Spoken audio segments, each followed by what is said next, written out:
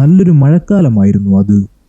ദൗലകുവാനിലെ officers എൻക്ലേവിൽ Indian നേവിയിലെ ക്യാപ്റ്റനായിരുന്ന Madan Mohan ചോപ്രയും കുടുംബവും താമസിച്ചിരുന്നു. മദൻ മോഹൻ ചോപ്രയ്ക്ക് മക്കൾ രണ്ടാണ്. 16 വയസ്സുള്ള ഗീത ചോപ്രയും 14 വയസ്സുള്ള സഞ്ജയ് ചോപ്രയും. ഗീത ചോപ്ര നല്ല അസലായി പാട്ട് പാടും. അതുകൊണ്ട് തന്നെ ആകാശവാണിയിലെ യുവവാണി എന്ന റേഡിയോ പരിപാടിയിൽ ഗീതയും സഞ്ജയും പങ്കെടുത്തിരുന്നു. വൈകിട്ട് 7 മണിയോടെ സൻസദ് മാർഗിലുള്ള ആകാശവാണി ഓഫീസിലേക്ക് അവർ ഇരുവരും നടന്നു പോകും. രാത്രി 9 മണിക്ക് പരിപാടി കഴിഞ്ഞ് ആകാശവാണിക്ക് പുറത്ത് അവരെ കൂട്ടിക്കൊണ്ടുവരുവാൻ അവരുടെ അച്ഛൻ മദൻ മോഹൻ ചോപ്രയും എത്തുമായിരുന്നു. അങ്ങനെ ഓഗസ്റ്റ് 26-ാം തീയതി അവർ സൻസദ് മാർഗിലേക്ക് നടന്നു. നല്ല മഴയായതിനാൽ അവർ രണ്ടുപേരും ഒരു സൈഡിലേക്ക് ഒതുങ്ങി നിന്നു. എന്നാൽ സമയം ഒരുപാട് കഴിഞ്ഞിട്ടും മഴ മാറുന്നില്ല. അതുകൊണ്ട് അവർ വരുന്ന വണ്ടിയിൽ ലിഫ്റ്റ് അടിച്ചു പോകാമെന്ന് തീരുമാനിച്ചു.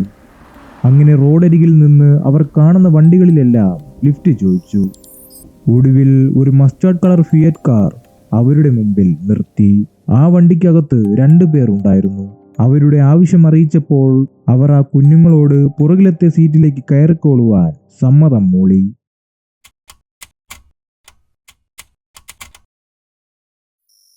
ഡൽഹിയിലെ വില്ലിംഗ്ടൺ ആശുപത്രിയിലേക്ക് DHI 280 എന്ന നമ്പറിലുള്ള ഒരു കാർ വന്നു നിന്നു. അതിന്റെ അകത്തു നിന്നും 2 പേർ ഇറങ്ങി വന്നു. അതിലൊരാളുടെ തലയുടെ പുറകിൽ നല്ല ആഴത്തിൽ മുറിവേറ്റിട്ടുണ്ട്. വിനോദ് എന്നായിരുന്നു അയാളുടെ പേര്. കൂടെ വന്നത് അയാളുടെ സുഹൃത്തായ ഹർഭജൻ സിംഗ്. ഡോക്ടർമാർ എന്താണ് സംഭവിച്ചതെന്ന് ചോദിച്ചപ്പോൾ അവർ പറഞ്ഞ മറുപടി, ചില കള്ളന്മാർ അവരെ കൊള്ളയടിക്കാൻ ശ്രമിച്ചെന്നും ബംഗ്ലാ സാഹിബ് റോഡിലെ കാളി മന്ദിറിന് സമീപം തന്റെ വാച്ച് മോഷ്ടിക്കുകയും ശേഷം ഇരുമ്പ് തണ്ടുകൊണ്ട് തലക്കടിച്ചെന്നും വിനോദ് ഡോക്ടറിനോട് പറഞ്ഞു. ശേഷം ആശുപത്രിയിൽ ഡ്യൂട്ടിയിലുണ്ടായിരുന്ന കോൺസ്റ്റബിൾ രൺബീർ സിംഗ് അവരുടെ മൊഴിയെടുത്തു. രൺബീർ സിംഗ് ഈ വിവരങ്ങൾ മന്ദിർ മാർഗ് സ്റ്റേഷനിലേക്ക് കൈമാറി. അങ്ങനെ രാത്രി 11 മണിയോടെ സബ് ഇൻസ്പെക്ടർ രാംചന്ദരും കോൺസ്റ്റബിൾ ഹരീഷ് റാമും ആശുപത്രിയിലെത്തി. അവർ ആക്രമിക്കപ്പെട്ട സ്ഥലത്തേക്ക് കൊണ്ടുപോകുവാൻ പോലീസ് ആവശ്യപ്പെട്ടു. അങ്ങനെ വിനോദും ഹർഭജൻ സിംഗും പറഞ്ഞ ആ സ്ഥലത്ത് അവർ എത്തി. എന്നാൽ ഒരു അടിപിടി ഉണ്ടായതിന്റെ ഒരു ലക്ഷണവും ആ സ്ഥലത്തുണ്ടായിരുന്നില്ല. ഉടൻ തന്നെ വിനോദ് തന്റെ തല വേദനിക്കുന്നു എന്നും തനിക്ക് തന്റെ അമ്മയെ കാണണമെന്ന് വാശി പിടിച്ചപ്പോൾ അവരെ സ്റ്റേഷനിലേക്ക് കൊണ്ടുപോയി അവരുടെ അഡ്രസ്സും വണ്ടിയുടെ നമ്പറും എഴുതി വാങ്ങിയതിനു ശേഷം പുലർച്ചെ തന്നെ സ്റ്റേഷനിലേക്ക് വരണമെന്ന് പോലീസുകാർ ആവശ്യപ്പെട്ടു. പുലർച്ചെ തന്നെ എത്തിക്കോളാമെന്ന് വാക്ക് കൊടുത്തതിനു ശേഷം വിനോദും ഹർഭജൻ സിംഗും അവിടെ നിന്നും ഇറങ്ങി. എന്നാൽ പുലർച്ചെയായിട്ടും വിനോദും ഹർഭജൻ സിംഗും അവിടെ എത്തിയിരുന്നില്ല. അങ്ങനെ പോലീസുകാർ അവർ കൊടുത്ത അഡ്രസ്സിൽ ചെന്ന് അന്വേഷിച്ചപ്പോൾ അങ്ങനെ ഒരു അഡ്രസ്സോ വീടോ അവിടെ ഇല്ലായിരുന്നു. അവരുടെ കാർ നമ്പർ RTOയിൽ അന്വേഷിച്ചപ്പോൾ ആ നമ്പർ ഒരു വെസ്പ സ്കൂട്ടറിൻ്റെതാണെന്ന് അവർക്ക് കണ്ടെത്തുവാൻ കഴിഞ്ഞു. എന്തിനായിരിക്കാം വിനോദും ഹർഭജൻ സിംഗും കള്ളം പറഞ്ഞത്? എങ്ങനെയായിരിക്കാം വിനോദിന്റെ തലയിൽ അങ്ങനെ ഒരു ആഴത്തിൽ മുറിവുണ്ടായത്? അതൊക്കെ പോട്ടെ, കഥയുടെ തുടക്കത്തിൽ പറഞ്ഞ ഗീത ചോപ്ര അന്നത്തെ ആകാശവാണി പരിപാടിയിൽ പാടിയിരുന്നില്ല. എന്തുകൊണ്ടായിരിക്കാം ഗീതയ്ക്ക് പാടുവാൻ സാധിക്കാത്തത്? ആരായിരിക്കാം ഗീതയും സഞ്ജയ്ക്കും ലിഫ്റ്റ് നൽകിയ ആ 2 പേർ?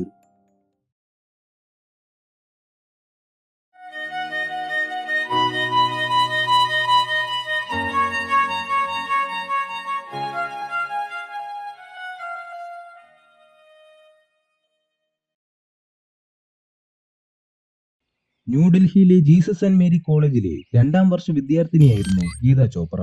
സഹോദരൻ സഞ്ജയ് ചോപ്ര മോഡേൺ സ്കൂളിലെ 10ാം ക്ലാസ് വിദ്യാർത്ഥിയും. ഇന്ത്യൻ നേവിയിലെ ക്യാപ്റ്റന്റെ മക്കളായതിനാൽ ധൈര്യവും തന്റെ ഇടവും അവരുടെ കൂടപ്പിറപ്പായിരുന്നു. വളരെ സന്തോഷത്തോടെ പൊക്കൊണ്ടിരുന്ന ആ കുടുംബത്തെ ഇരുട്ടിലാക്കാൻ ആ ഒരു നാൾ വന്നെത്തി. മദൻ മോഹൻ ചോപ്ര എന്നും 8 മണിയാവുമ്പോൾ തന്റെ മകൾ പാടുന്ന പരിപാടിയിലേക്ക് റേഡിയോ ട്യൂൺ ചെയ്ത് ആ പാട്ടുകൾ ആസ്വദിക്കുമായിരുന്നു. എന്നാൽ ഓഗസ്റ്റ് 26-ാം തീയതി 8 മണിക്ക് റേഡിയോ ട്യൂൺ ചെയ്തപ്പോൾ അന്ന് പരിപാടിയിൽ പാടിയിരിക്കുന്ന ശബ്ദത്തിന്റെ ഉടമ തന്റെ മകളല്ല എന്ന് മദൻ ചോപ്രയ്ക്ക് മനസ്സിലായി. തനിക്ക് ചാനൽ ട്യൂൺ ചെയ്തപ്പോൾ തെറ്റുപറ്റിയതായിരിക്കാമെന്ന് കരുതി മദൻ തന്റെ ഭാര്യയോട് ആ ചാനൽ വെക്കുവാൻ ആവശ്യപ്പെടുന്നു. എന്നാൽ തന്റെ മകളുടെ ശബ്ദം ഒരിടവും കേട്ടിരുന്നില്ല. അങ്ങനെ പതിവ് പോലെ തന്റെ മക്കളെ വിളിക്കുവാനായി മദൻ ചോപ്ര സ്കൂട്ടറിൽ ആകാശവാണിയുടെ ഓഫീസിൽ എത്തിപ്പെട്ടു. എന്നാൽ സ്ഥിരമായി ഗേറ്റിന്റെ ഫ്രണ്ടിൽ നിൽക്കുന്ന തന്റെ മക്കളെ കാണാത്തതുകൊണ്ട് മദൻ ഓഫീസിൽ കയറി അന്വേഷിച്ചു. തന്റെ മക്കൾ ഇവിടെ വന്നില്ലേ എന്നുള്ള ചോദ്യത്തിന് ഇന്ന് അവർ 2 പേരും വന്നില്ല എന്നായിരുന്നു അവിടെ നിന്നുള്ള മറുപടി. മക്കളുടെ ഒരു വിവരവും 6 മണിക്ക് ശേഷം ലഭിക്കാത്തതിനാൽ മദന്റെ ഉള്ളു മുഴുവനും തീയായിരുന്നു. ആ കാറിലുണ്ടായിരുന്ന രണ്ടുപേരുടെ പേര് രംഗയും ബില്ലയും എന്നായിരുന്നു. സൻസദ് മാർഗിലുള്ള ആകാശവാണിയിലാണ് അവർക്ക് പോവേണ്ടതെന്ന് ഗീത രംഗയും ബില്ലയും അറിയിച്ചു. കൊണ്ടാക്കാമെന്നും അവർ സമ്മതിക്കുന്നു. അല്പദൂരം കഴിഞ്ഞപ്പോൾ അവർ ഉടൻ തന്നെ വണ്ടി യു ടേൺ എടുത്തു. ഗീത വീണ്ടും പറഞ്ഞു സൻസദ് മാർഗിലേക്കാണ് അവർക്ക് പോവേണ്ടതെന്ന്. എന്നാൽ തിരിച്ചൊരു മറുപടിയും ലഭിക്കാത്തത് കൊണ്ട് അവർക്ക് രണ്ടുപേർക്കും എന്തോ പന്തികേട് തോന്നി. ബാക്കിലത്തെ കാറിന്റെ ഡോർ തുറക്കാൻ ശ്രമിച്ചപ്പോൾ അതിന്റെ പിടിയൂരി അവരുടെ കയ്യിൽ വന്നു. അതോടെ അവർക്ക് മനസ്സിലായി അവർ വന്നെത്തിപ്പെട്ടിരിക്കുന്നത് വലിയൊരു കെണിയിലാണെന്ന്. മുമ്പിലത്തെ സീറ്റിലിരിക്കുന്ന ബില്ല എന്ന വ്യക്തി അയാളുടെ കയ്യിലുണ്ടായിരുന്ന ചെറിയൊരു കത്തി കാണിച്ച് കുട്ടികളെ പേടിപ്പിക്കുവാൻ തുടങ്ങി. എന്നാൽ അങ്ങനെ ഭയന്നു വിറയ്ക്കുന്ന രണ്ടുപേർ ആയിരുന്നില്ല അവർ. ഇന്ത്യൻ നേവിയിലെ ക്യാപ്റ്റന്റെ മക്കളാണ് അതെന്നറിയാതെയാണ് ബില്ല അവരെ ഭയപ്പെടുത്തിയത്. ആ രണ്ടു കുട്ടികൾ ബില്ലയ്ക്കും രംഗയ്ക്കുമെതിരെ പൊരുതുവാൻ തുടങ്ങി. അങ്ങനെ ഒരുപാട് നേരത്തെ മൽപ്പിടുത്തത്തിന് ശേഷം ബില്ലയുടെ കത്തി സഞ്ജയുടെ നെഞ്ചിൽ തറച്ചു കയറുന്നു. വീണ്ടും കാറിന്റെ ഉള്ളിൽ വെച്ച് മൽപ്പിടുത്തം നടന്നപ്പോൾ സഞ്ജയുടെ കൈ തട്ടി കാറിന്റെ ഗിയർ ഷിഫ്റ്റായി ന്യൂട്രലായി പോകുന്നു. ആ സമയം പുറത്തുനിന്നും സ്കൂട്ടറിൽ പോയ ഭഗവാൻ ദാസ് എന്ന വ്യക്തി ആ ഒരു നിർത്തിയിട്ടിരിക്കുന്ന കാറിലെ കാഴ്ച കാണുന്നു. അയാൾ കണ്ട കാഴ്ച ഗീത ഡ്രൈവർ സീറ്റിലെ രംഗയുടെ മുടി പിടിച്ച് വലിക്കുന്നതും സഞ്ജയാണെങ്കിൽ ബില്ലയെ എതിർക്കുന്നതുമാണ്. അങ്ങനെ ഭഗവാൻ ദാസ് സ്കൂട്ടർ നിർത്തി കാറിന്റെ അരികിലേക്ക് ഓടി വന്നപ്പോഴേക്കും രംഗ ഗിയർ മാറ്റി ആ വണ്ടി വേഗത്തിൽ ഓട്ടിച്ച് കടന്നു കളഞ്ഞു. നിസ്സഹായനായി ഇരുന്ന ഭഗവാൻ ദാസ് ഉടൻ തന്നെ അടുത്തുള്ള ബൂത്തിൽ കയറി പോലീസിൽ വിളിച്ച് വിവരം അറിയിച്ചു. വണ്ടി നമ്പർ ചോദിച്ചപ്പോൾ MRK 8930 എന്നാണ് ഭഗവാൻ ദാസ് മറുപടി പറയുന്നത്. എന്നാൽ ശരിക്കും ആ വണ്ടിയുടെ നമ്പർ HRK 8930 എന്നായിരുന്നു. ഭഗവാൻ ദാസ് കണ്ട അതേ കാഴ്ച ഇന്ദ്രജിത് സിംഗ് എന്നൊരു ചെറുപ്പക്കാരനും കാണുന്നു. അയാൾ തന്നാലാവുന്ന വേഗത്തിൽ ആ കാറിനെ പിന്തുടർന്നു. എന്നാൽ തൊട്ടടുത്ത സിഗ്നലിൽ വെച്ച് ഇന്ദ്രജിത്തിന് അവരെ നഷ്ടമായി.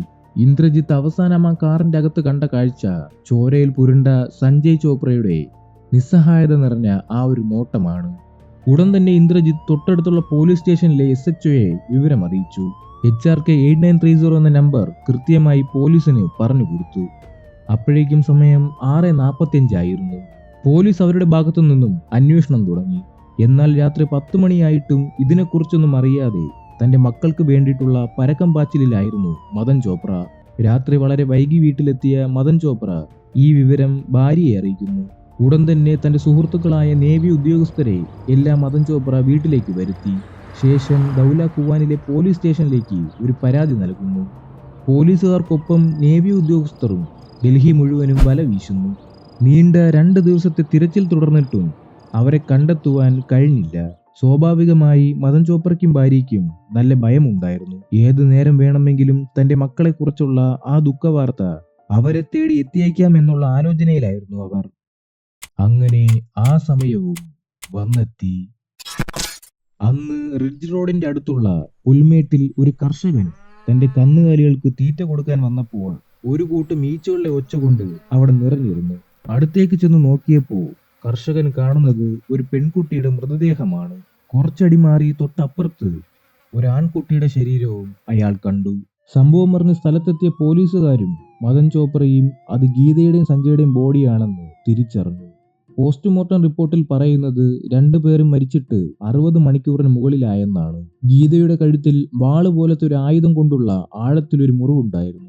അതുപോലെ തന്നെയായിരുന്നു സഞ്ജയുടെ ശരീരത്തിലും. പക്ഷേ ഈ കൊലയ്ക്ക് പിന്നിലുള്ള യഥാർത്ഥ ഉദ്ദേശം മോഷണമല്ല എന്ന് പോലീസിന് മനസ്സിലായി.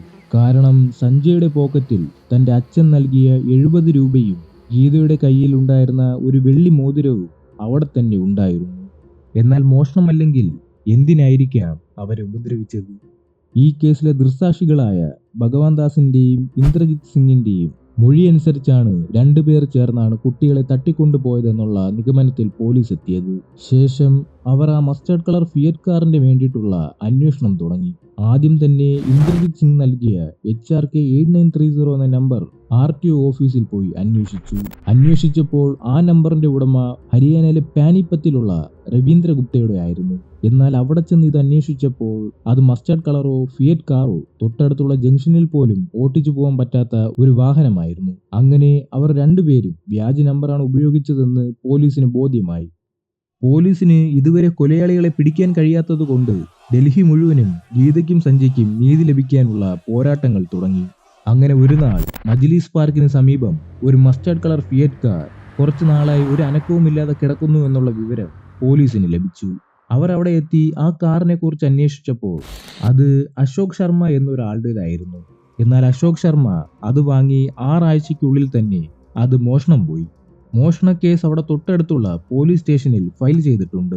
അങ്ങനെ പോലീസ് അശോക് ശർമ്മയോട് കാറിന്റെ ഡ്യൂപ്ലിക്കേറ്റ് കീ കൊണ്ടുവരുവാൻ ആവശ്യപ്പെട്ടു. കാർ തുറന്നു നോക്കിയപ്പോൾ ഒരുപാട് ബ്ലേഡുകളും കുറെ വ്യാജ നമ്പർ പ്ലേറ്റുകളും അവർക്ക് ലഭിച്ചു. ഉടൻ തന്നെ ഫോറൻസിക് ഡിപ്പാർട്ട്മെന്റ് സ്ഥലത്തെത്തി. അവരുടെ അന്വേഷണത്തിൽ കുറച്ച് വിരലടയാളങ്ങളും ചോരക്കറകളും മുടിനാരുകളും കൂടാതെ കാറിന്റെ ഫ്ലോർ മാറ്റിൽ കിടക്കുന്ന മണ്ണുകൾ ഗീതയുടെയും സഞ്ജയുടെയും ബോഡി ലഭിച്ച ആ പൊന്തക്കാട്ടിലെ മണ്ണായി 100% സാമ്യമായി. അങ്ങനെ പോലീസ് അത് ഉറപ്പിച്ചു. ഗീതയും സഞ്ജയും തട്ടിക്കൊണ്ടു പോവാൻ ഉപയോഗിച്ച കാർ തന്നെയാണ് അതെന്ന്. എന്നാൽ ഇന്നത്തെ പോലെ CCTVകൾ ഇല്ലാത്ത കാലമായതുകൊണ്ട് കുറ്റവാളികൾ ആരൊക്കെയാണെന്ന് കണ്ടുപിടിക്കുവാൻ പോലീസ് നല്ലോണം ബുദ്ധിമുട്ടി. അങ്ങനെ ഇരിക്കെയാണ് സാക്ഷാൽ ദൈവം തമ്പുരാൻ ഈ കേസ് ഏറ്റെടുക്കുന്നത്. പോലീസിന് അധികം ബുദ്ധിമുട്ടാവുന്നതിന് മുമ്പ് രംഗയും ബില്ലയും അവർ കുഴിച്ച കുഴിയിൽ തന്നെ വന്ന് വീണു.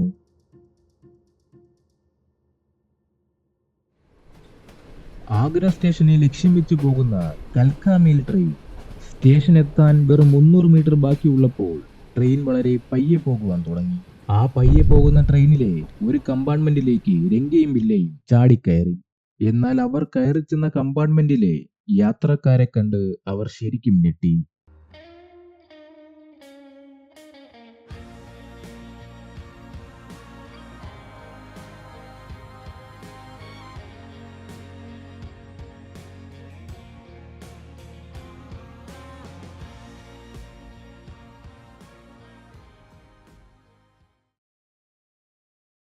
അതിലെ ഒരു ഓഫീസർ രംഗയോടും ബില്ലയോടും വാതിലിന്റെ അരികിൽ ചെന്ന് സംസാരിച്ചു. ഇത് പട്ടാളക്കാർക്ക് മാത്രം റിസർവ് ചെയ്തിരിക്കുന്ന കമ്പാർട്ട്മെന്റ് ആണ്. സിവിലിയൻസിന് പ്രവേശനമില്ല. ദയവായി അടുത്ത സ്റ്റേഷൻ എത്തുമ്പോൾ പുറത്തേക്ക് ഇറങ്ങണം. ഞങ്ങളും പട്ടാളക്കാരാണ്. എന്നാൽ നിങ്ങളുടെ ID കാണിക്കൂ. അത് കേട്ടതോടെ രംഗയും ബില്ലയും അവരോട് തർക്കിക്കുവാൻ തുടങ്ങി. തർക്കം കൂടി വന്നപ്പോൾ അവിടെ ഉണ്ടായിരുന്ന എല്ലാ പട്ടാളക്കാരും അവരെ രണ്ടുപേരെയും അവിടെ ഒരു മൂലയിൽ കയറുകൊണ്ട് കെട്ടിവെച്ചു. അപ്പോഴാണ് ആ കമ്പാർട്ട്മെന്റിൽ പത്രം വായിച്ചുകൊണ്ട് ഒരു പട്ടാളക്കാരൻ കടന്നു വരുന്നത്. ആ കെട്ടിയിട്ടിരിക്കുന്ന രണ്ടുപേർക്കും ആ പത്രത്തിലുള്ള വാണ്ടഡ് ഡെഡ് ഓർ അലൈവ് കോളത്തിലുള്ള രണ്ടുപേരുടെ ഫോട്ടോയായിട്ട് സാമ്യമുണ്ട്. കുൽജിത് സിംഗ് ഏലിയസ് രംഗ, ജസ്ബീർ സിംഗ് ഏലിയസ് ബില്ല. ഇവർ രണ്ടുപേരും പോലീസുകാർ തേടുന്ന കൊടും കുറ്റവാളികളാണ്. അങ്ങനെ സെപ്റ്റംബർ 9-ാം തീയതി രാവിലെ ഇവരെയും കാത്ത് ഡൽഹി റെയിൽവേ സ്റ്റേഷൻ മുഴുവനും പോലീസ് ഫോഴ്സ് കൊണ്ട് വളഞ്ഞിരുന്നു.